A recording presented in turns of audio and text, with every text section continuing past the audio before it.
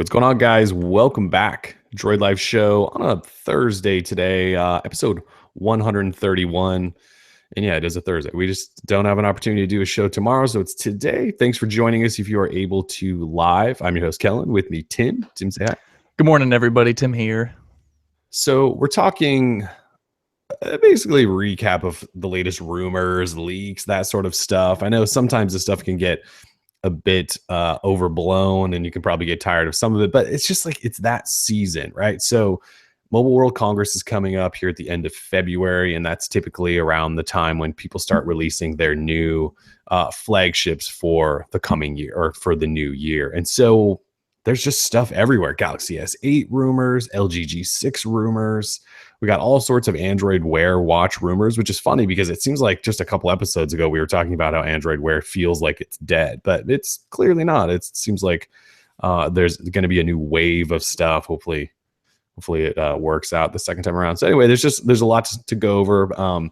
But first of all, we need to talk about the Galaxy Note 7. Hopefully for the final time. So over the weekend, Samsung released their investigations into the Galaxy Note 7 recall. As you guys know, the phone was recalled one time, and they said they figured out there was a battery supply issue, or at least that was one of the rumors, I think. And then Samsung re-released the phone, and then only to recall it another time. So they've been doing independent investigations into it to try to figure that out. Obviously released the info prior to the Galaxy S8 launch to hopefully let this sort of wash away. Maybe hope some people forget. They won't forget. But anyways, we now know. So the issue is there was two. And this was actually reported by the Wall Street Journal first on Friday, and then the official results came out on Sunday. So the Galaxy Note 7, the initial batch, they had a battery manufacturer, and Samsung won't name them, but the Wall Street Journal said it was actually Samsung's battery outfit. So their own like in-house affiliate. They discovered a flaw in the battery, and that was causing obviously it to burn up, get hot, roast phones. And so when they stopped that and removed that battery maker, they then asked another battery maker to ramp up production in a sense. And when they ramped up that production, they just made, let's just say, they made poorly made batteries. So then they were just bad batteries, and then those had their own set of issues. And then they eventually just recalled it all, called it off, and said, the hell with the Note 7, we're done with this thing. And that's pretty much it. Samsung said they tested 200,000 fully assembled devices and more than 30,000 batteries. And they sent a bunch of pictures that looked really fun, and they were like testing centers and things like that. They had at least 3 different investigative groups do independent investigations on it. And then, of course, going forward, they're talking about how they're doing this new 8-point battery safety check on future phones to make sure that things are fine. And then they're additionally adding some other safety measures just in general. And so you get it. There was 2 issues, and one happened because of the first one, essentially. They recalled it. Now they're trying to let you guys know what's going on, and then we're going to hopefully move on now. I never have to talk about it again. Thank God. Although I will say there was a note somewhere, I don't know if it was in their investigation or if it was in somebody else's like write-up on it, but that they're potentially considering, because they now have all the issues figured out, potentially considering like selling some refurbished Note 7s. Can you imagine? First of all, I don't know how they could do that, because if you re-enter these into the world, don't you then re-enter in like flight attendants standing in front of hundreds of people or thousands of people every day going, you're not supposed to bring that on a plane? I mean, I don't know that ban is, it's not like that ban's lifted. So they can't resell it. I guess maybe in another country or something. Sure, yeah, it's totally possible where the rules don't apply, but if you are someone who just like has to have a Note 7, you don't care about, the chances of it blowing up, and you just got to have that water resistant TouchWiz experience, you're going to have a Note 7, and I can't stop you. Like there's no one's going to come to your house and like physically take your phone away from you. I know some people might like to think that people want to, but no, it's just not how it works. No one cares. But if you want to put yourself in harm's way, by all means, go for it. It was a really good phone, but it got recalled. So Yes, I'm happy. there will be additional good phones. Sure, maybe, possibly. We don't know. We can't Well, confirm. they did say during the investigation that they will make a Galaxy Note 8. No Like one's gonna buy it. it's in the works. And so I don't know. I think a lot of people will. Look, like we'll obviously talk about hopefully it doesn't blow up. We'll do the same thing with the S8, right? For the next year, actually probably Well, like 3 years every time Samsung releases something. I hope it doesn't blow up. It's I going to don't be want to say we because I don't want to be like an outlet or a person who does that. I don't want to perpetuate like that yeah, negative, when I that say we, I guess I just ridiculousness. mean like the media in The general. But you're media. right. You and I don't think are going to constantly be like, is it going to blow up? We It just just gets need to like, old. yeah, fresh slate. Let it just be a new phone, new Yeah. experience, like, and just let go of the past.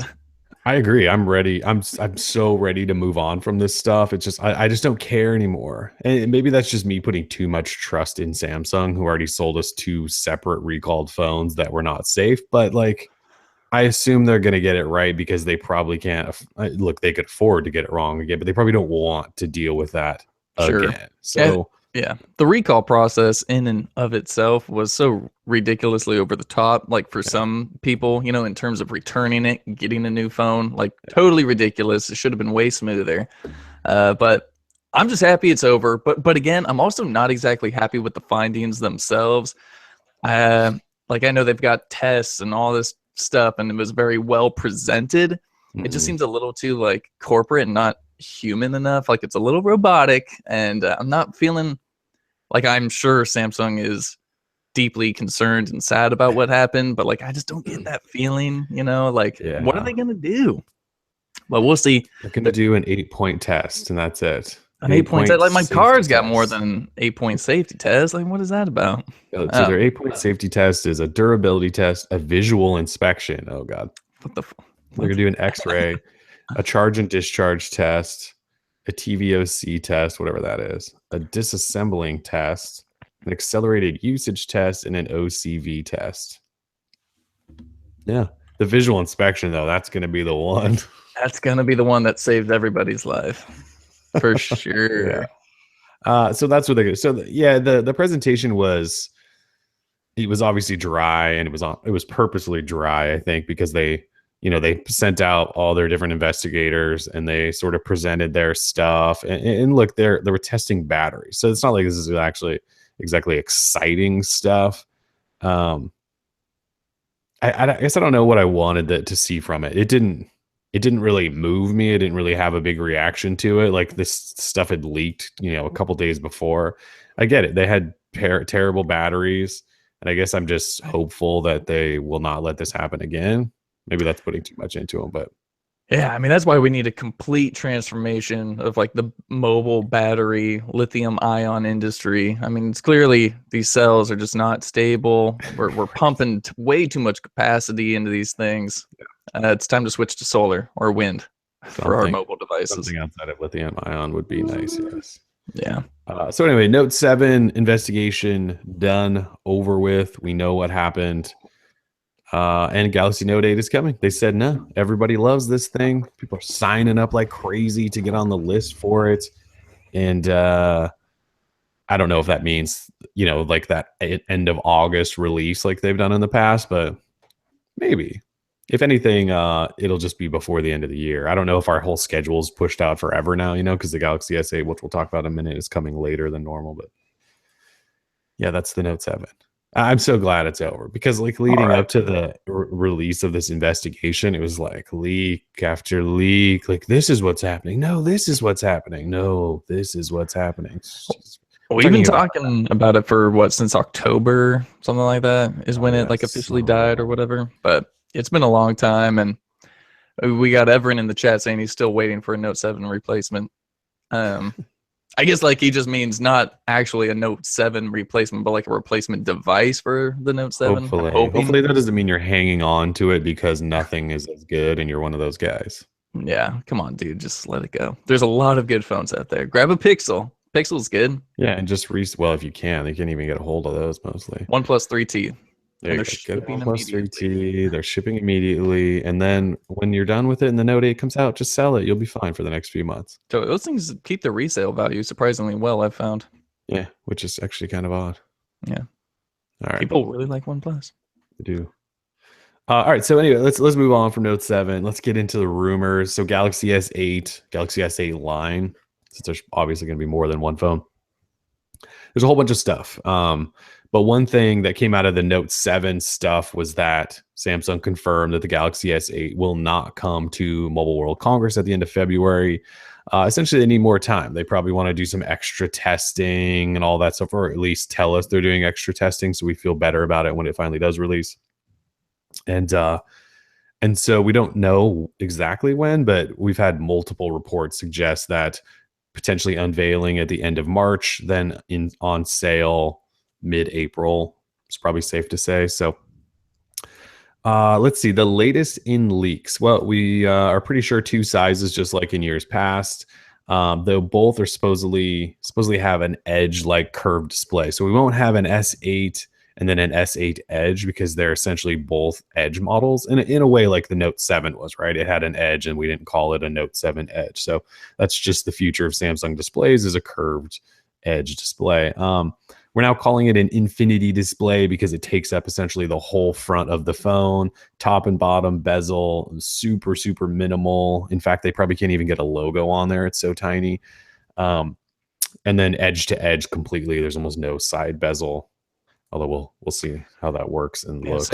Say hello to the world's most difficult phone to hold. It probably will be. Yeah. I'm not like huge on this whole no bezel thing. Like I understand the want, and I enjoy the look, but really in like real world usage every day, like it's kind of a pain. Like if you're trying to hold it in landscape and watch a video or something, like it's very frustrating. I know they built in stuff for the software and the display to recognize when it's like an accidental tap or you don't mean to, but like, I mean, that just shouldn't even be a problem. Really, I want to have something to hold on to. Yeah. And that was one of the issues I thought with the Note 7 was because it was kind of like that, so edge to edge that it was tough at times. Like you always felt like if you're holding it on the side, your thumb was touching the display. Yeah. So hopefully they figured out a way to account for that. I don't know though.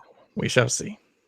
So let's see. Current rumors are that the regular S8 will have a 5.7-inch display, and the bigger guy, which may be called Galaxy 8 S8 Plus, so that's not confirmed, a 6.2-inch display. Now, if those sound massive, again, we're talking no bezel on the phone. So the phones could actually be similar size to the S7 and S7 Edge. In fact, most people are suggesting they will be about the same size as last year's phones, but with a larger display because it's an all display thing. So that could offer a unique experience, I guess, right? Where we're talking really now all display in a smaller package. So I can stop complaining about the fact that it might have a 5.7-inch display because it's really all about the size of the phone, not the display. But yeah, the huge win here is the ditching of the home button / fingerprint reader. And I think for Samsung, that's so huge. Like going to on-screen buttons, I mean, it really excites me. Yes. And I've never been excited like in terms of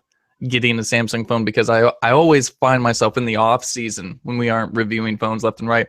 I always find myself using a phone that has on-screen buttons. Yeah, I do too. So whenever I go to those Galaxy phones and I've got to go to like that physical home button on the bottom and capacitive, I was like, not really feeling it. But so this one, I'm really looking forward to this phone. It should be pretty darn good. Yeah, I talked a bit about a couple of weeks ago about how 2017 should actually be pretty sweet because we're going to see people do new things again, right? Where that every 2 years sort of refresh. Yeah, and Samsung's going all display and ditching home button. It's like a new frontier out here. I mean, this is innovation. This is a big deal. Yeah. So yeah, and then we're expecting 6 gig RAM, I believe, Snapdragon 835 processors, an upgraded storage to UFS 2.1, 64 gig storage base with SD card slot, iris scanners, water resistance, Type-C ports, and still 3.5mm headphone jacks. Although there's at least one report suggesting that battery sizes will be about the same as last year's. So last year it was 3,000 milliamp hour in the regular S7, 3,600 in the bigger guy. The only thing that scares me a little bit there is we have bigger displays to power on these devices, but not necessarily bigger batteries. So it worries me a little bit. Don't drop it. I guess that's the other thing. Like these phones. So it's going to suck, right? Because you and I hate cases. And these phones are going to probably be beyond fragile, right? Because it's just pure glass everywhere. And you're almost going to be forced, I think, to get some sort of damn case. And I really don't want want to. Really don't. I won't, but it's gonna be that's gonna be scary for a while. All right, let's see. What else is new in I What think was that's that? pretty much the desktop stuff. Okay, so I Mm, think it was the Guardian. So the Guardian reported, well, they confirmed a lot of these other specs we had heard in the past, or at least mentioned them again. I forgot to mention duo pixel camera is back, which is essentially the same camera they had last year with incremental improvements. And that's the second or third time we've heard that. Rear mounted fingerprint reader. So you mentioned the on screen buttons, but we think we're getting a rear fingerprint reader on a Samsung phone, which is, I think, a first for a Samsung phone. that blew my mind. Yeah. Yeah. It's really shaping up to be like I'm like telling you, man, like, so a Samsung is doing passport. this huge thing, and next year's iPhone, it's got to be ditching the home button. It's There's gotta just be. no way, or this year's, there's just no way it's Yeah, not. next year. It's got to be Gotta be. confirmed. So the Guardian though tossed out this idea that well, they mentioned the Samsung assistant that we're expecting, which has been it's either codenamed Bixby or who knows if that'll be official or not. I would doubt it. I would think they'll just probably call it like the Samsung Assistant or something, maybe, or maybe they want Bixby to be like Siri. I have no Hey, idea. Bixby. Yeah. But they tossed out this idea that there's going to be an accessory that's a desktop dock where you can plug your phone into it, then plug in like peripherals like a monitor, keyboard, and all that, and use the sort of desktop experience mode. You can compare it a little bit to Microsoft's Continuum dock, which does the same thing with Windows Phone. Also, you have to think about like Motorola when they did. Was that the Atrix? Yeah, when the Atrix did it, and then the Bionic did it too. What was that? What did they call that experience though? I should know. Was it just like a Moto dock? I can't remember what the hell it was called. It was something. Yeah, so this obviously isn't the first time somebody would be trying to take a phone and give it a desktop experience. But if Samsung's doing it, and obviously technology's come a long way since Motorola tried to do this, maybe it won't be terrible. Although I think it'll be pretty terrible, I think so too. just to say. So like Samsung has these, and they worked in partnership with Google to release these new Chromebooks, and like, what is it? The Chromebook Pro, Chromebook Plus, and so why they would want to do this laptop dock? This experience makes no sense to me, or like the idea behind it is just there's already a product that like kind of solves that problem, and it runs Android apps. So unless it has Chrome OS baked in, and when you plug it into the dock, it just opens Chrome OS. I don't know, but that won't happen. But that would be kind of cool. Sure, Andromeda. It's a very peculiar move by Samsung. I'm with you in that I think it's a pretty stupid idea, actually. If I want to do computer type stuff, I'm gonna use a computer. I'm gonna use a computer. High powered, that works, that has all of the apps I want to use and services I use, and a full Chrome browser and all that stuff. I don't really know that I want a dumbed down version that it's not like, for one, if it's a dock, might not be that portable. Or there's going to be lots of cables involved, right? So it's one of those things you're going to leave on a desk. How would you really want to walk into your office, plug in your phone, and then have it load up some slow ass desktop experience? No, I'd rather just use my computer. Another thing for like laptops or anything like a dock, etc. I guess if I wanted that, I would have a tablet. But then I always make the argument that a tablet can't do anything that my phone already can't. Right. Like a phone really just solves all of the problems that are in between a phone and a laptop, like a real computer laptop. Right. So I've just never necessarily wanted a lap dock or like anything like that. It doesn't solve a problem for me, at least. I'm sure there's people out there who are going to say, whoa, the lap dock is going to kick ass, but it probably won't. I can't see a benefit to hooking up your phone to a little dock thing. Maybe if you don't have enough money for a computer, right? But then at the same time, you would have to go buy a monitor, and then you have to buy a keyboard and a mouse. Like, you probably have that stuff because you already own a computer. Yeah. I just don't understand like why this would be faster in any way. Maybe they think they've built some sort of app experience that kind of mimics a tablet but works better as a computer. I have no idea. I guess we'll have to wait to see how this will work. But I'm with you in that I don't have high expectations for it to be great. Yeah. I mean, it's a lap dock, right? How cool can it possibly be? I'm just wondering who's asking for this. Who is asking for their phone to also be a computer? Nobody, not that I know of. Right, the one name came to mind, but he works for Samsung, so he could have like the in and be like, you know what, guys, we need to make a laptop dock. But yeah, who knows? Yeah, I don't really get it, but whatever. So I think that's pretty much it in terms of S8 Plus rumors. Again, not coming at MWC. It will be later.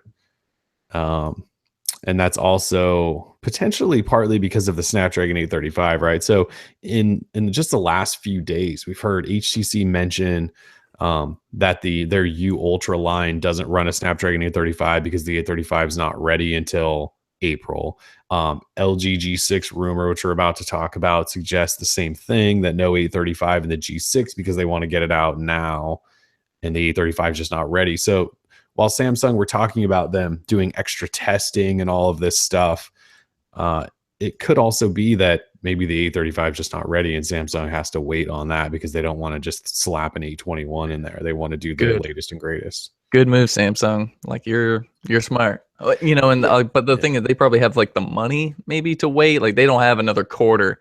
Like LG's mobile business doesn't have another quarter to wait to like make money. Right. LG needs to get out in front of Samsung. They have to do it now.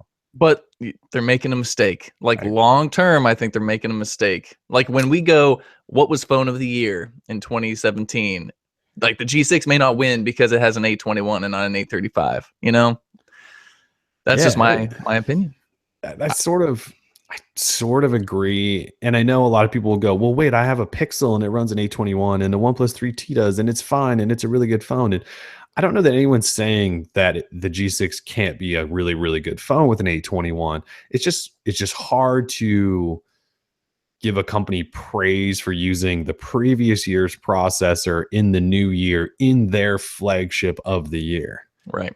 When we know a new processor is coming a month later. That's the thing. And when we're talking about trying to be the best of the best of the best, you typically need to use the newest stuff. So maybe the 821 will just prove to be the greatest processor ever, and it transcended years. And no one will care about the 35, but I kind of doubt it. Yeah. Tana, sorry if I'm butchering your name, but I mean, he says the 835 is a beast. And I mean, we haven't seen all that many specs on it, like in terms of like benchmarks and stuff. I'm just assuming the 835 is a literal beast. And also I had another point. The Pixel, which also runs the 821, it runs pure Android, but then slap on LG's skin on top of that, and you're going to want as much power as possible. And I don't know if it's actually pretty fast. If you haven't used an LG phone in a while, their performance, I think, is one of the best of anybody these days. Oh, their skin is so hideous. Yeah, but it might be ugly. I won't deny that. But performance-wise, LG phones, I feel like have been dialed in for like a good year or so now. Yeah, but no one bought a V20 or a G5, so no one knows. You know, no one really knows. That's actually true. I mean, I did test them, but that is true that no one bought them. Yeah. So the G6, though, I just wanted, you know, the top of the top. We've seen officially, quote unquote, because LG gave it to an outlet, but the top half, the front half of the G6, and it looks like fire. It looks awesome. Yeah. And let's get into the G6. Yeah. Sure. So latest rumors we just mentioned says it'll have a Snapdragon 821, not an 835. It'll be waterproof. It will not have a removable battery.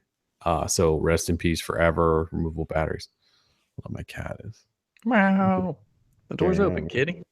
There you go. So 821, not 835, water resistance, no removable battery. We're all assuming dual cameras on the back, no modules. A lot of this stuff has been talked about a lot, but as you mentioned in the post about it today, we're starting to hear the same things over and over, where people add on like a little piece here and there.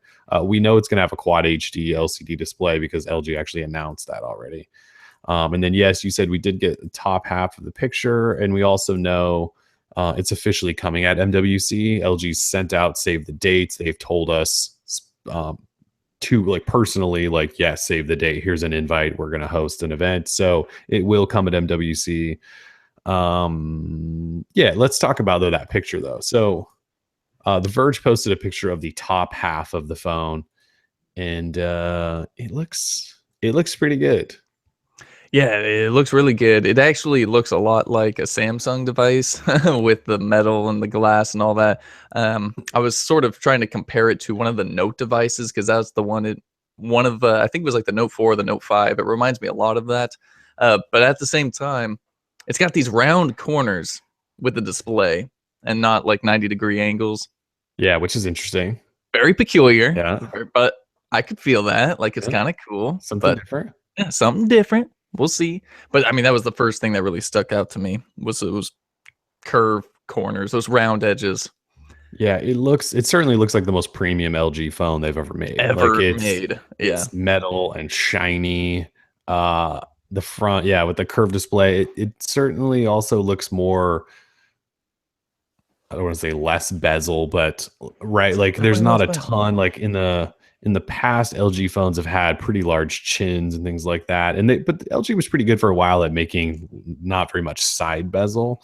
Um, and what did LG? They released a video like a couple of weeks ago. It was all these people talking about what they want in a smartphone, and everyone said we want a big display, but we want it in a phone that I can use in one hand. So the pictures we've seen so far sort of show that. Certainly not like what Samsung's doing with their Infinity display, but the pictures that we're seeing of what could be the LG G6 so far look like L- they're doing some things. LG is making a good move here. I see a lot of times in the comments of those Samsung posts, like people don't want the curved display or that I infinity don't. look. Yeah. Right. So it can be annoying to some people. And the G6, I mean, as we can see, it'll likely It's be a flat. very flat display. And a lot of people prefer that. Mhm. So, I think the G6 and the S8 are going to go along rather nicely. I mean, if you want a phone with a flat display, go G6. If you want that curved experience, go S8. And again, that's why I love Android because there's so many choices, right? And this is like the perfect competition to the S8 if it had a Snapdragon 835. Yeah, Other well, than that, I'm loving it'll be this fun to top. see if that actually affects it, right? Like the 821, 835 thing.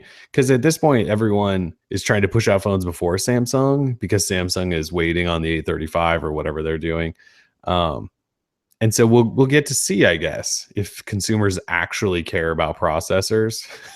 Then again, it's not really fair anyway, because if Samsung put an 821 in, they'd still sell more phones than all of these people combined. But I don't know. The LG's phone is shaping up to be very nice.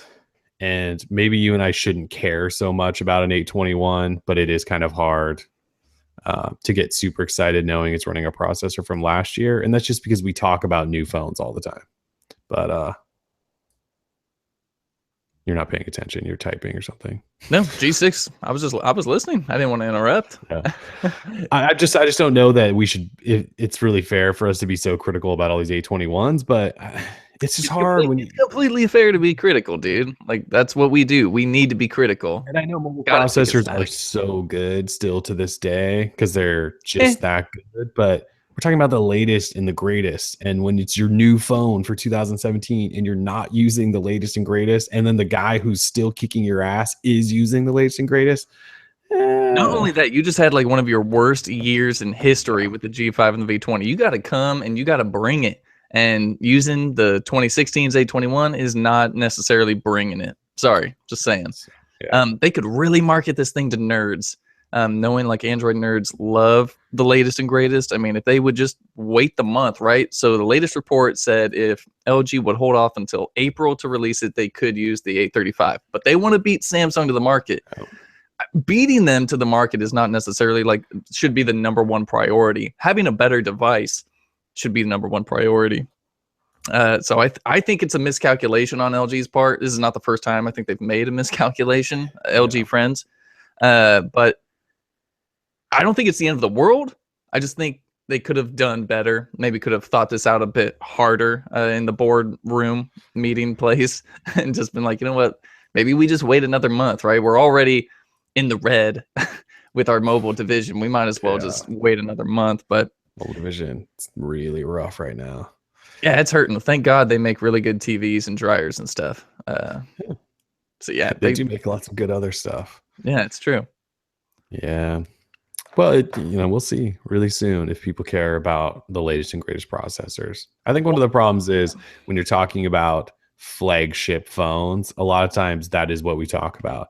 Like if Apple released a new iPhone and didn't put a brand new processor in it, people would throw a huge fit, I think. So Sure. How much can LG charge for this thing in actuality, right? I mean, it's not like they're going to label it like a budget device, but oh, it's gonna be like $700 because it's I all know, metal, water resistant. right? They had to do some new things. It's It's a gonna be totally expensive. awesome phone, but then you're so people will see it as, at least, the Android people who care about the name of the processor being used, but people will be like, "Whoa, $700 for an 821?" And yeah, like when these companies buy these chips, they're probably like $30 a pop. Uh, but the fact is, to people, some people, our readers, maybe potentially, they're gonna be like, "No, I'm not paying over $600 for Oh yeah, our last readers will year's certainly specs." criticize them for it. Yeah, they'll Uh, go, "Why would I pay? The Samsung's coming out with a phone with a newer processor, and the phone's the same price as yours with an older processor." Fair enough. Our readers do compare things like that. They good, do. good, Yeah. smart people. All right, so those are the two biggest sets of rumors: Galaxy S8, LG G6. Obviously, we'll know a lot about the G6 here in the next few weeks. We're a month from, I think, a month to the day, We're a actually. month to the day. Yeah, Today's the 26th. Oh yeah, we got a month to go, people. 1 month for LG G6. Either way, I do like what we're seeing with the G6. It Mhm. looks nice. I do hope they do something with the software also, though. But LG hasn't revamped their software in a long time. I mean, I know they've polished up some like nougat menus and stuff, but as you mentioned earlier, it's really, really ugly skin.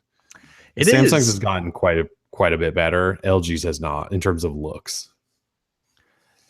I would agree. I would It's okay. agree. Let's hope Yep. they fix that too. But we'll Yep. see. They spent a bunch of time making a metal phone that There's one hopefully. thing. So on Nougat, especially, a lot of companies, I think OnePlus has now done it. And there was one other. Oh, it was on the Note 7. If I'm not mistaken, the brightness slider was underneath the toggles and the pull down in the notification bar. Bring it back up top, people. Like, don't put the slider underneath everything. Like, it's just not user You like friendly. it where it is on the Pixel, is what you're saying? Yeah, I like it on top where it should Yeah. be, in my opinion. I actually don't mind it though. So Samsung phones, I know what you're talking about. So underneath, so when you do your first swipe down, you get the little mini toggles, and then they used to put a slider right under there. I actually liked it there because it only took one swipe and I could adjust brightness. Like on the Pixel, I On either the have to Pixel, do the you got a double big swipe. or I double don't, swipe. I don't like that either, but I do like the placement of it above the system toggles. I definitely don't appreciate double swipe. That's no good. Yeah, that's so good. But I It's liked with Samsung, it was just like a single swipe and you could adjust, or you could turn it off if you wanted it not to be there. But yeah. yeah, those little things. Okay. All right, let's take a break from phones for a second and go. Let's talk about the NVIDIA Shield TV, the 2017 model. You reviewed it this week. What do you have to say about it? Oh, I said it a few times in my review, but I do believe it is the best Android TV set-top box one could possibly buy right now on the market. There's a box of it right behind you too. Oh yeah, I do. That's from our unboxing video. But yeah, I love it. However, it's the same exact experience as the 2015 model. It is. But what's funny is, like, I loved that one too, right? So what is there not to love about a new one? It's just smaller, and literally, like, that's it. There's a new controller, and the remote and the controller have IR blasters, but like me personally, I don't use that stuff. I don't have like a media receiver or anything like that. I just have my TV. But you So can use it to control your TV volume. yeah. Oh, big. I mean, okay. You don't have to grab another remote. That's all I'm saying. You should Eh, set it up. I did it. I Now I did. don't ever use my TV remote. I did set it up, but I really don't use it. I don't really adjust the volume on my TV all that much, I guess. I just know exactly, like, I have it on 18 or Yeah. 20, and like it's 18 between 20. It really serves all my needs. I appreciate my TV like that. Um, anyway, back to Shield TV. There's no big difference. However, since they stopped selling the old one and now just sell this new one as a $199 starting price package, the package is amazing. You're getting the box, Tegra X1, 3 gig RAM. It's still really good performance. According to NVIDIA's benchmarks, it's still 3 to 4 times better than anything else on the market. If you care about benchmarks, I don't. I'm more concerned with like performance and real world usage. And I would not doubt that either, because like the Nexus player is obviously slow and janky. Yeah. Like my Sony TV that has Android TV built in is slow and janky. And I've heard that the Mi box Xiaomi's Slow and little Mi janky. box. Like if you have it set to 4K because it's supposed to do 4K, it's slow and janky, and people are dumbing it down to 1080. So, and I don't have any issues with the Shield running at 4K. Anyway, keep going. Sorry. Oh yeah, no problem. I like it when people back me up what I'm saying. But so yeah, the performance was great. Someone asked if I was rocking Kodi on it. No, I don't use Kodi, and I don't use Plex. I'm like one of the only Android people who doesn't use that stuff apparently. Sorry, but It just shows other you how than many that, routers we have that just pirate massive amounts of everything. I know, and that's fine, you know, up to you. I used to be in the industry, so I wish people would buy music, but it's no big deal. I'm not saying you have to go support Justin Bieber or Kesha or something. I'm just saying, like, if there's like a local musician you want to support, go buy a CD. It helps. Back to the Shield TV. Now, okay, so the 2015 model just got the upgrade, the 5.0 upgrade, which brings it up to Nougat. So like I said in the review, it is now the exact same experience as the 2017 Shield. You know, say you bought the new Shield controller, it would be the same exact. You can use that IR blaster. As long, if I'm not mistaken, from what I heard from NVIDIA, it should work just fine. We should try it now because we got the update today. I didn't even think about that. Exactly. Yeah, totally. The one thing that I sort of hinted to, not really hinted to, but I sort of elaborated on was that I think that the Shield TV 2017 is a bit of like an unfinished product, being that provided there's nothing new in this box, what exactly was the point of releasing it? You know, so Google Assistant will be like that one feature that really helps it stand apart from the 2015 model. And we don't know exactly when that's coming. We don't exactly know when the NVIDIA spots are coming where you can have Google Assistant all across your house with Shield TV powering it all. But in the long run, we know that the Shield TV 2015 model should be getting Assistant too. So the fact that NVIDIA decided to kind of push this out, and the way I saw it, it was a move to make their CES keynote a bit more exciting. I do believe, if I heard correctly, like NVIDIA was not the first choice to have this first CES keynote. And so once they got the gig, they were like, okay, we need to really like make it exciting. So they started like pushing everything a bit faster. That's when they created Spot. That's when they created Spot. I think like 2 weeks before CES. Exactly. From what we know, at CES, NVIDIA had like 5 prototypes of Spot, and that was it. I mean, so it was still very early, but I mean, look at all that marketing they pumped out for it and all that stuff. I mean, I think it was really just a CES keynote, you know, extravaganza. Like, we need stuff to announce. So Shield TV, is it anything newer than the old Shield TV? Not at all. It's the same exact thing. Same specs, dude. So kind of upsetting in that, but again, you can't be upset because it's a $199 price. They threw in Shield Remote, which used to be a $50 accessory. So overall, if you never had a Shield TV or you don't have Android TV and you want that experience, you know, that media consumption, that gaming, access to GeForce Now, Game Stream, all that stuff, I mean, you can't do any better than Shield TV. It's still awesome. It's just a little upsetting that it's the exact same thing as the last model, just smaller. That's all. Yeah, I think for people like you and I who like to upgrade and get new stuff all the time, disappointing because it's not an upgrade, right? And like we already told everyone, if you already own a Shield, just buy the new controllers if you want, you know, the new controller experience.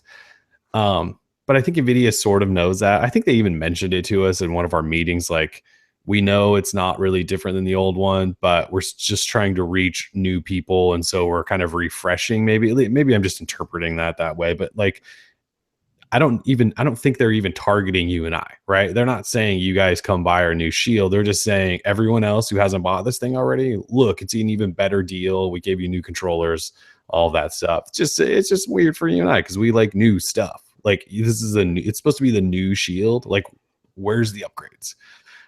Like you said, it's still the best Android TV box you can buy, probably by a mile, but it would have been nice to get like 6 gig RAM just cause, I don't know, something. Just cause it just kind of pisses me off that I feel like I'm going to have to re-review, not necessarily entirely, but at least go over new features once Google Assistant comes.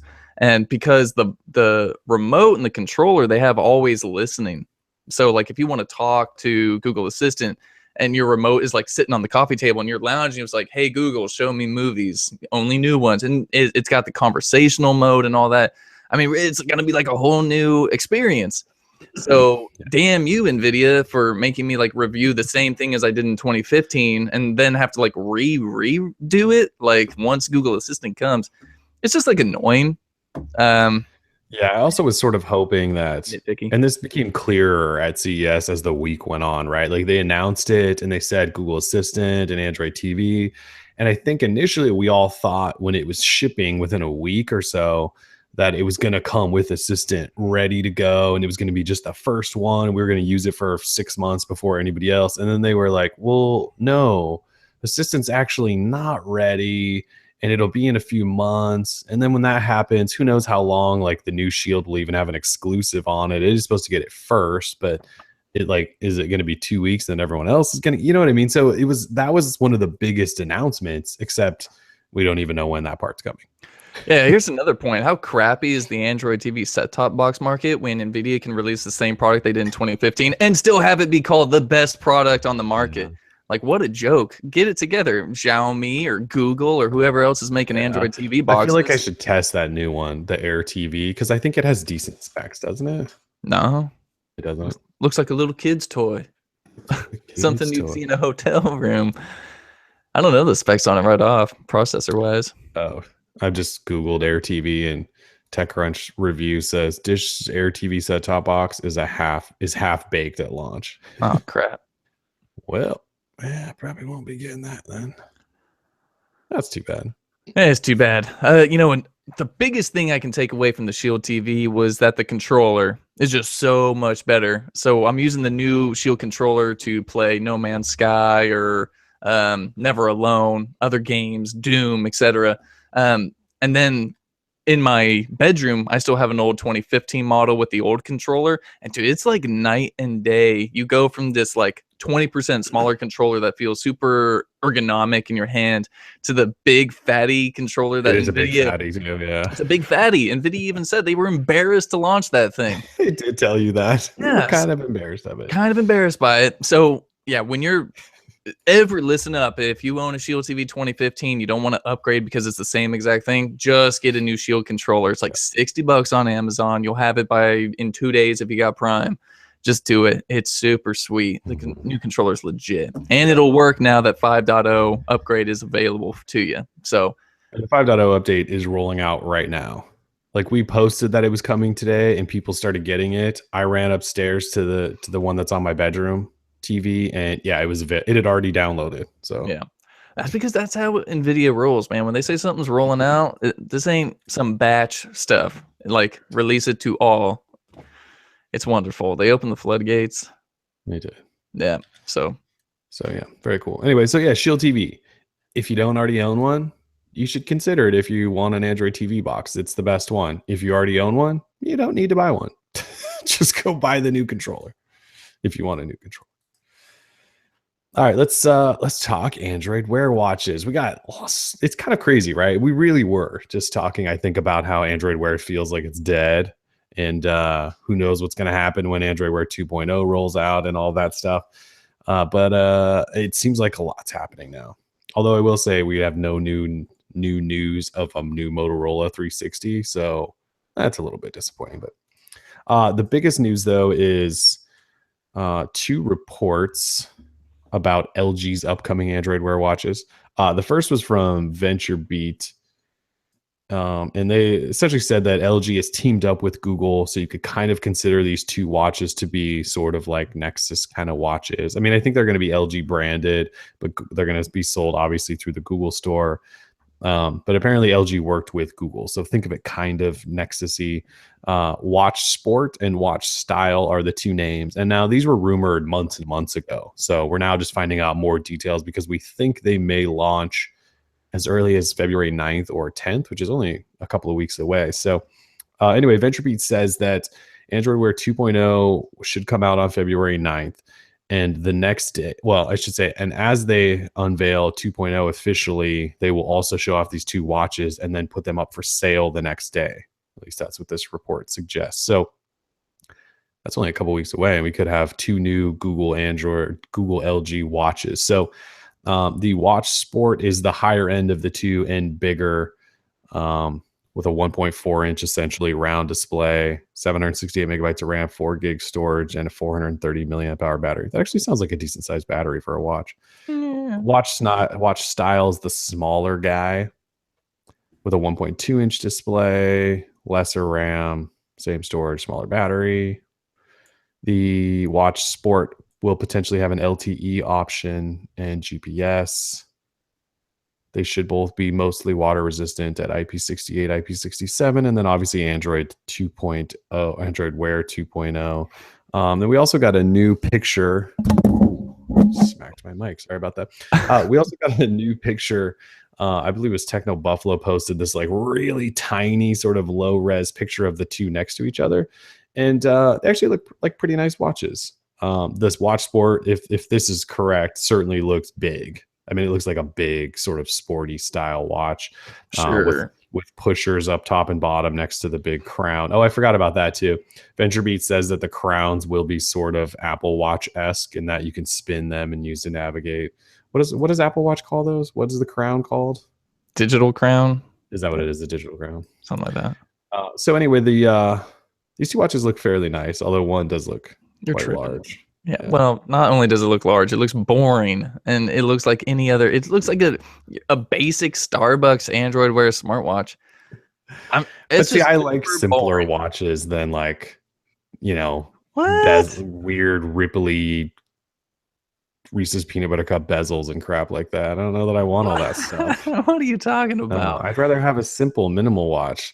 I guess that's cool. Like if you're like you like going on jogs and stuff, this might be a good watch for you. I guess I'm just like more like I like that fashion stuff. Like maybe it'll have different variations, right? Maybe some leather options or something. A couple of colors, but yeah, I think like the overall colors. Give me colors. Yeah, this is probably. I don't know. It just looks sort of boring to me. Like it looks fine, but yeah, it looks huge. The bezels look pretty massive. I'm assuming to allow for a larger battery. The band itself looks super thick and it looks really wide. Yeah, it's just hard to tell, right? I mean, this is a single pixelated picture. So we'll see. The ladies, well, I'm not trying to be offensive here. I'm just assuming the watch style is designed for ladies. Well, yeah, this particular picture also is gold and cream and has a flower on it. It certainly seems like they're trying to give this to ladies. Yeah, the watch style. I mean, not that guys don't have style. Again, like how do you talk about this without being like totally PC and non-offensive and inclusive?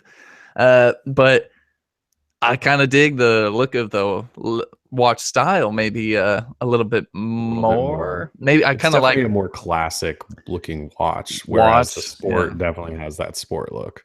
I don't know. It's got I don't know. I really don't want to even get into it. The pictures are so crappy. I mean, it's just really hard to tell. Although, like I can't tell. I'm assuming that's leather on the watch style. It kind of appears to look like leather at least. Yeah. So I'm hoping that Google kind of foresaw maybe people like different options for their watches or something. I don't know. But at the same time, how many SKUs do you want to make for this thing? Right. Huawei made 18 SKUs and it got really confusing. It did. So we'll see. I'm excited about it, although not so much Android Wear 2.0. Like I just feel like the changes that they're introducing just aren't all that groundbreaking. Like, is any of that going to get me back on the Android Wear platform? Is it going to make me want to recharge another device every night? Some people hate on me because I hate plugging in 20 things at night. I'm with you. I'm like, I'm sorry, dudes. Like, I already have enough to plug in. Like, do I want another thing? I have a watch that runs on a battery, and I have a watch that's automatic. Like, I just don't need to like charge that stuff, and it's so much easier. And to me, they look nicer. So I don't know. There's like pros and cons to everything, and I think my worry is Android Wear 2.0. I have this Huawei watch has the latest Android Wear 2.0 preview build on it, and I've used it off and on here and there. I actually don't like Wear 2.0. I don't like the way the notifications roll in. I'm not a huge fan of it, to be honest. So I don't know that this new UI is going to change and make everyone all of a sudden love Wear. So hater just coming through it right now. Yeah, I feel like it takes extra taps to get into things. and I think it's more polished than ever. But so far, maybe it's just because I'm not used to it. Like I said on previous shows, I've used the tag connected quite a bit in the last probably 6 months, and I've gotten so used to that sort of card style that we had with Android Wear, and this is no longer card style. It's like screen style or something. Like you go from screen to screen, which I just don't really like all that much. So I don't know. I kind of like the card style. So Kind of now if that's going kind of do away, too. yeah, then Yeah, it's like, well, totally shit. going away. Totally going away. So Life's rough. it is rough. There's some different changes that are nice though, like the new pull down for the to put it in like airplane mode and get into settings is all one page now instead That's of cool. 3 or 4. Yeah. So there's some things that are different. It has its own app store now.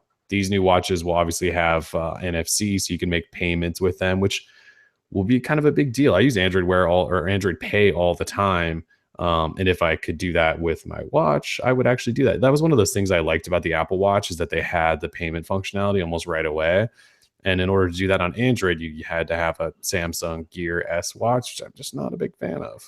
Yeah. NFC, which will allow your battery to drain even faster. So good luck, NFC everybody. and LTE and a GPS, and let's Oh. just see how fast we can kill a watch. No one's asking for LTE connectivity on a smartwatch. At least I didn't think they were. I actually do wonder that because everyone seems to want to think that that's going to be a selling feature is you can connect your watch and then leave your phone at home. But I can't imagine how frustrating that would be if you left your house, you left your phone and you ran out with your watch to do whatever. And then all of a sudden calls started coming in and emails and you were trying to respond to stuff. Oh, I would probably throw the thing in the garbage before I ever got home to get my phone.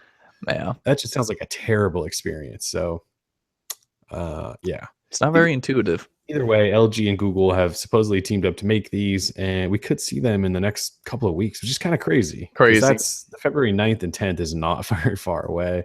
It's No. also a bit odd because MWC is a month away, and I don't know why they wouldn't just wait until like do a big splashy thing at MWC. But if they want to do it ahead of time, I'm fine with that. We need some news. Shizzle. Yeah. All right. So that's essentially the latest on LG's new upcoming watches. And then again, Android 2.0, if Android Wear 2.0, if it does come out on February 9th, that means a lot of your watches may start seeing it. Like I wouldn't doubt it if the Huawei watch it gets it right away, just because it's been one of the test devices. So yeah, look for that. It could revamp your whole watch experience.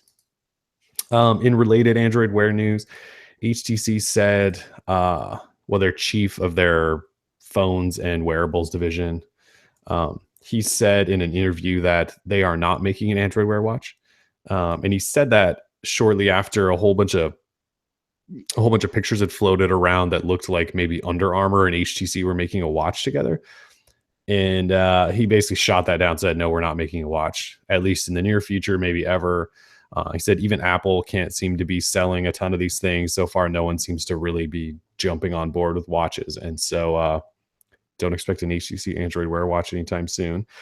With that said, he also mentioned flagship phones. This kind of goes back to what we were talking about earlier, so I'll just do it quickly. But he said our U Ultra doesn't have an 835. It has an 821 because the 835 wasn't ready. And he said, don't expect anyone who announces a phone at MWC to have an 835 in their phone.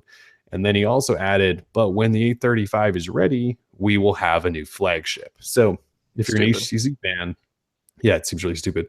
But if you're an HTC fan and you were disappointed that the U Ultra, you don't like the U Ultra, they apparently have a new flagship coming. Does that mean April? So think about this.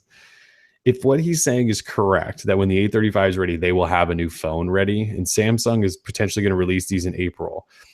HTC just announced the U Ultra, but they said it's not going to be available till like mid-March. So you're telling me that mid-March, the U Ultra is going to roll around, and then their flagship, which is supposed to be a flagship, and then a month later, maybe even two, they're just going to hand out another flagship, the 235. Talk about screwing your customers over, right? Like it's going to be the U Ultra Plus. Definitely, maybe it'll just be another version of the Ultra with the Snapdragon 835. I don't know. We kind of hammered on OnePlus a little bit for doing that, and they took like 6 months in between or 5 months in between. Sure. If HTC goes 2 months and tops the U Ultra, that's really, really bad look. Yeah, it's bad look. I would call for someone's resignation from HTC like immediately. What a terrible, terrible move. It's fine. you know, if you're HTC and you want to release maybe a really affordable flagship device and give the 821 and all this stuff, because I mean they need to bounce back, right? Now is not the time to play games or take chances. Not at least crazy chances like secondary display chances. It's not time for that. Now it's time to like release a phone that everyone wants. And like I don't, the U Ultra, I'm like a total hater of it, right? Like at this moment, I haven't gotten my hands on it, so I can't talk too much. I actually had a dream about the U Ultra last night where like Oh, really? I felt the backside because they keep talking about the paint job, and I'm like, Yeah. I was feeling it, and it was like it felt like a really cool phone. And I woke up and I was like, oh man, like too bad I have to wait another month, 2 months or whatever to get my hands on one. We're still basically 2 months away from that phone launching. Yeah, and that's a bad look, HTC. Bad look. You have to wonder if HTC did it so that they're testing the reactions to it so they can go like delay it another month and put the 835 in it and do some other things, because who announces a phone and then doesn't make it available for 2 months other than Kickstarter HTC. campaigns? Yeah, it's just- Sure. Yeah. who does that though? I don't remember the last time. Companies Well, who hate money. LG was actually pretty close to it with the V20. Remember, they announced the V20 because they tried to do it before Apple did the iPhone 7. Right. And then that phone it was almost 2 months later before it hit the US. I think it launched in Korea pretty quickly after that, but it didn't hit the US, I don't think, until like November or something. It was something really bad. So I guess HTC's not alone, but it's just such a stupid idea. You can't announce a phone and 2 months later release it. Everyone forgets about it by then. Yeah. It's a poor move. Why unwise decision. I think, you know, if they want to go ahead and do that, you know, by all means go for it. I just don't know if they're going to see like a lot of adoption for the U Ultra. No, they're not going to see any adoption for it. No one is going to buy the U Ultra. I'll tell you that right now. They made it too limited and too expensive. You can't charge $750 for a phone and then also not make it available to anyone outside of your unlocked store for AT&T and T-Mobile. You can't do that. Yeah. Cannot succeed if you're not in all, especially in the US, if you're not on all of the carriers and you sell it, because then you can do payment plans and stuff, right? No, this phone will not sell at all. And I'm sorry, people in other countries don't want to spend $750, $800 on a phone. They buy cheaper phones. Yep. Just keeping it real. Well, you got to keep it real. If you're not keeping it real, you're not doing it right. That's right. Okay, so moving on from HTC, in other Android Wear news, Huawei Watch 2 is apparently coming as well. Also, report out of VentureBeat with the suggestion that the new Huawei watch, which will piss you off, will have a sportier look. Maybe not so classic as the last, because the last one's one of like the sexier Android Wear watches, right? The new one apparently will go sportier. And so, yeah, when you think sportier, think about that LG watch you just hated all over. So maybe a 42 millimeter case though, which is nice. That's a good size, 42 millimeter, 1.4 inch display, leather, stainless steel options, possibly two models, one with cellular connectivity, one without. That's kind of all we know at the moment. But Huawei Watch 2, remember just a few months ago, we were talking about how Huawei was maybe looking at Tizen, going to ditch Android Wear. I don't know that we actually fully believed that would ever happen, but I think it was at the time they were pissed at Google about the Pixel thing. And so they were like, yeah, we're going to ditch Android Wear too. Shut up, Huawei. I know they're like your ex-girlfriend who just like really just wants to like kind of poke you in the side, Yes. be like, hey, look what I'm doing. Yes. But it's like, dude, whatever. Like you're a loser. So Huawei's doing big things. I actually really started to like that company. They're coming around, especially like in the US market. They really built a name for themselves, I think, with that 6P. They're like a force to be reckoned with, it seems. The Mate 9's a really good phone. Mm-hmm. I'm excited for what's going to come after the Honor 8. Later this year from Honor. We'll get probably a P10. Wasn't the P9 last year? P9 was one of those phones I really liked. The software was just terrible, but you've said their software was really improved. So P10, if it's anything like the P9, could be. Well, I think Huawei's problem is kind of what I just complained about HTC, though. You have to be on the carriers here. Yeah, good luck. As much as we like to talk about unlocked phones being awesome, no one buys them. It's like it's a select group of people that buy unlocked phones, that go to Amazon to buy phones. Most people they have a contract or whatever with AT&T or Verizon. They want to go into a store and they want to get their phone there and they want help setting it up and they want a cheap payment plan now or whatever, right? Like that's what people do. Yeah. So Huawei's, and that's been Huawei's problem. They had some success with the 6P, and then they've obviously had success overseas with some of these phones like the Mate series. But if you want to do it big in the US, you have to be on carriers. And so far, the carriers are apparently scared of Huawei. Yeah. Were you on the Huawei watch too, though? I mean, besides the Moto 360 second gen, I mean, it was right up there with it. It was a really good watch. Yeah, I mean, it was like the base silver one, but it's still a nice looking. I was rocking that rose gold for a while. Good little watch. Yeah. I refuse to charge it. So yeah, that's the problem. And finally, Tag Heuer mentioned the connected. They're making a new connected. Actually, a couple of new connecteds. They'll have. This is actually really bad, and I'm quoting them on this. They said they're making a new line, Intel chips. They'll have a larger size with different colors and materials, and then they'll also have a smaller one for women and the Asian market. This is what their CEO said. I didn't say that, but so a larger one and a smaller one. Because like we're really PC. And, what are you talking about? One is for women and for the Asian market. I know, but it's what if it's a smaller? What if I want a smaller watch? Now I feel weird buying it because they are marketing it as a women's watch, but maybe it'll have things that will appeal more to women. Totally, diamonds or whatever. Yeah. What's interesting though about this? So Jean-Claude Beaver did an interview to talk about this new position he'd taken with Zenith, temporary position as their CEO. And he was talking about the new connected then with Tag and said, yeah, we actually only expected to sell 20,000 of the original connected. And he said they sold almost 60,000. So they tripled. And you were one of the suckers. It was all for Droid Life. It's a sweet watch. I mean, you're still using it, so I think that's the only Android Wear watch I actually still use. So but that's kind of crazy though. We all kind of clown this idea of a $1,500 Tag Heuer smartwatch, but clearly people bought it. I mean, they had to ramp up production right away. Remember, they couldn't keep them in stock, and everyone's like, "Are you kidding me?" Pretty crazy. There's obviously a market for it. So anyway, new Tag one for those of you who just like to drop thousands on smartwatches. Good. Give me that rose gold one, that 10K one.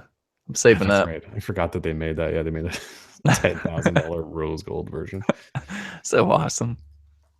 All right. In completely unrelated news, Google I/O dates, we believe, have been set. Google hasn't actually announced this, but they sent out this like teaser cryptic tweet that all the nerds went, nerd. Yeah. And they think they figured out that May 17th through the 19th is when I/O will happen again at the Shoreline Amphitheater down across the street from Google's campus. And that's really all the news is to share. I don't want to sound like an ungrateful media a-hole, but I did not really enjoy the Shoreline Amphitheater setup last year. I much prefer the cookie cutter setup in a building downtown San Francisco where I can just get to it and get out and everything's precisely. Maybe that's just like some OCD in me. I don't know. But the Shoreline experience last year was not great. It was pretty rough. Getting to it sucked. Getting out of it sucked. It was big and spread out. There was lines and lines of people trying to get into things where there was never enough room for that many people to get into. So people would wait in lines for hours and then they would be like, no, it's full. You can't get in. It was like 900 degrees. Everyone was sunburned. Yeah, the keynotes were kind of cool because the keynotes were on a big stage and that was actually kind of cool. But other than that, it was they've got some work to do if they're going to make the I/O at Shoreline work for them. And again, I know this is something that most people don't really care about because they won't go to I/O and they just watch all the stuff online. But in person, it wasn't great last year. Yeah, I mean, the fact that the weather there, it's really hot. It can get really hot at the Shoreline. And, they had to have misters, right, to keep the people cooled. Like, that just seems so gross to me. And you got these clean misters going on and everyone has technology and like it just seems like a weird environment for like a tech conference or a dev conference.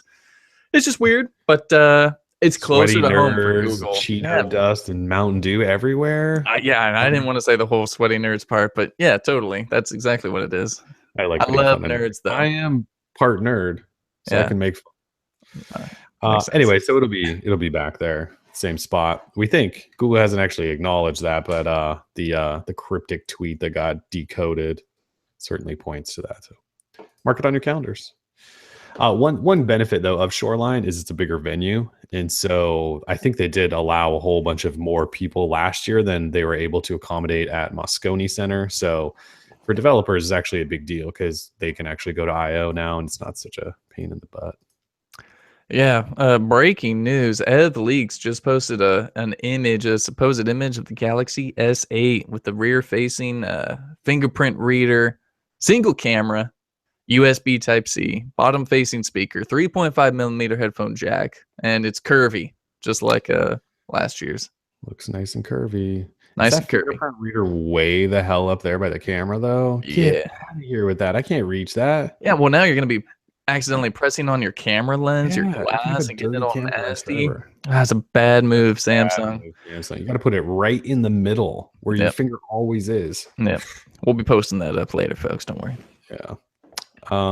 Yeah. So, all right. Well, just a couple more things. Google Voice has risen. Hasn't had a major update in 5 years. Is that it? Probably because Google told us 5 years ago or something that It's it was gonna supposed to die. be merged into Hangouts. And remember when Hangouts is the future of Google Voice, I believe is the quote. And that never happened. So Google Voice got a major update, brand new UI for mobile and desktop. They didn't add any new functionality. Well, I guess they kind of did. If you're texting through it, you now actually have real group messaging support and real MMS support. The new apps look nice and they work much better than that janky old thing that we used to be stuck with. The transcription's still there. You can still make calls using it to connect it to all your phones, whatever. The text messaging experience is actually pretty nice. It looks like a real text messaging app now with threaded conversations and stuff. But yeah, that's out. Google Voice 5.0. It's huge. It's a big one. Let's see. Finally, then AT&T and Verizon. I don't know if we had a show since they both did this, but they've both raised their upgrade fees. Nice of them. Of course, Verizon does it, and then AT&T like the next week goes, "Yep, we better do the same thing." So Verizon's upgrade fee is now $30 every time you buy a new phone. They also killed 2-year contracts for existing customers. You have only device payment plans going forward. That's very nice of them. And AT&T raised theirs from $20 to $25 because Verizon raised theirs as well. Although AT&T's is $5 cheaper. Still, it's just amazing how quickly those two just copy each other because one of them gets away with it. It's just ridiculous. Yeah, I don't know how many times we've written stories where it's like AT&T changes this, and then the next week we're like, and Verizon follows suit, and then vice versa. Yeah, pretty ridiculous. Yeah. All right, you have any apps you want to talk about? Yeah, huge release today for anyone who was around playing computer games in 1993. This is going to blow your socks off. The original Myst has been launched for Android. The original developers are working in partnership with Noodle Cake Games, who release a whole bunch of other awesome games. They're the publishers of these big titles that are on Google Play. Myst. I mean, I was a little kid. I was 4 years old when this game launched, but I remember I was around 5 or 6. My brother would play Myst on like our old Windows 95 machine. Yeah, we had it. It was like one of the first games. Exactly. It, but we had it. Yeah, I didn't know how to play it, but I love the visuals and I like the puzzle aspect. I just couldn't figure any of them out. But Myst is here on Android now, and it's called Real Myst. I'm assuming that there could be like licensing issues why it has to be called Real Myst, but it is Myst, and it's the same exact game as you remember. However, to support the touch screens, they have changed up the way you navigate around the map a little bit. It's more of like a 3D thing now. Whereas, so you'll hold on, you'll like long press, I guess, on the display, and you'll move forward, and then you can use like another finger to look around and press on objects and stuff. It's a cool experience. I mean, it's better than tapping like on each like section you want to go and all that. It's better than 1993. But it is a little different, so you got to get used to it. It's available on Google Play right now. I believe it was published at 10 a.m. this morning. So if you're a big Myst fan, go check out Mist. I'm gonna have a write up on it here a little bit later today because we did the show and I couldn't write up the news, so it's gonna be awesome.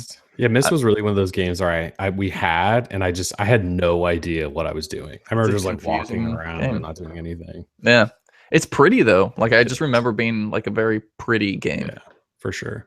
Yeah. All right, cool. Anything else? Oh yeah, one more thing. I just got this across the wire. Let Echo, the company who is supposedly running out of money like crazy, it has a big giveaway. And I wanted to share this because I know at least a few people might care. They are giving one lucky winner and a guest the ultimate Super Bowl 51 experience. So, and entering is apparently ridiculously easy. So if you want to go to the Super Bowl this year, why not, right? So they're giving you 3 consecutive nights of pregame concerts, including the Chainsmokers, Bruno Mars, and Taylor Swift, with access to the Let Echo VIP suite on February 4th. They're giving you 2 tickets to the Super Bowl game, so for you and a guest, and they are also giving you a $3,000 prepaid credit card to do whatever the heck you want. So that's pretty cool. I may find myself entering that. I don't know if that's like a conflict of interest or something. I don't care. I'm going to the Super Bowl, dang it. So to enter, all you need to do is retweet a tweet that they have up on Twitter. You can follow them on Instagram and tag the person you want to take to the Super Bowl. And then on Facebook, you can just share the giveaway post that they have posted and tag the person you want to take in the comments. It's super easy. You can find all the information on their Twitter, Facebook, or Instagram, and win yourself a trip to the Super Bowl, dude, and $3,000. That's pretty cool. And like, you don't even have to buy anything. It's pretty sweet. Hopefully they can afford to actually do that. Yeah. Hopefully they don't say, "Ooh, yeah, sorry, never mind." Never mind. Hopefully the seats aren't, like what's to do a TV to watch it on? Yeah, exactly. But we'll see. So there you go. Super Bowl, can't go wrong there.